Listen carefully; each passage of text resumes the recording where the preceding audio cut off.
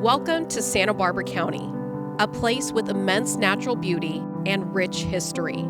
Founded in 1850 as one of California's original counties, join us as we acknowledge the 175th anniversary of the County of Santa Barbara. This video focuses on the history of the Santa Barbara Courthouse.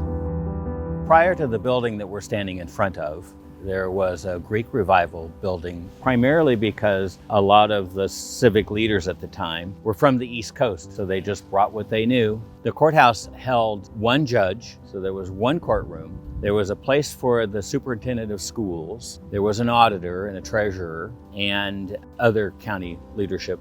The county had outgrown the buildings that were on this property and suggested that they be replaced. But when they priced it out, it was too expensive. In 1925, there was this earthquake.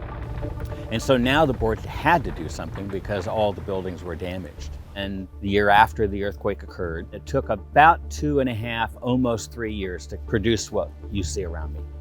It started construction with the Hall of Records and then progressed around to the jail. The jail wasn't authorized by the board to build because it was over budget.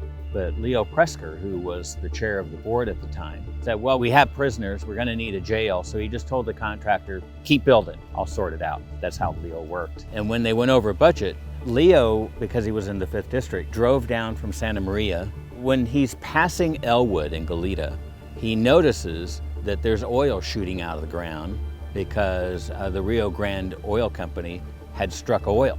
And it dawned on him, there's where my difference is gonna come from.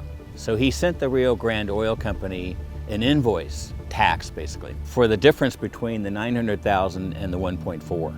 Pearl Chase and Bernard Hoffman, Stan Wood, and a number of other movers and shakers in town at that time wanted to move back to Spanish, Andalusian, Mexican history. So they crafted this plan to migrate all of the buildings from Victorian to Spanish colonial revival and determined that that would be the signature of Santa Barbara. This building wound up being a key to all of that activity happening and to provide an example of what it could be. Some courthouses you get, a modern facade on the outside and it's something else on the inside. This is through and through, every detail. The doors, the windows, the railings, the flooring, the tile, the drapes, the lamps, everything is coordinated. The building was dedicated August 14th, 1929. It's a community courthouse. And so the building has this love affair with the community that is unlike any other courthouse in the country.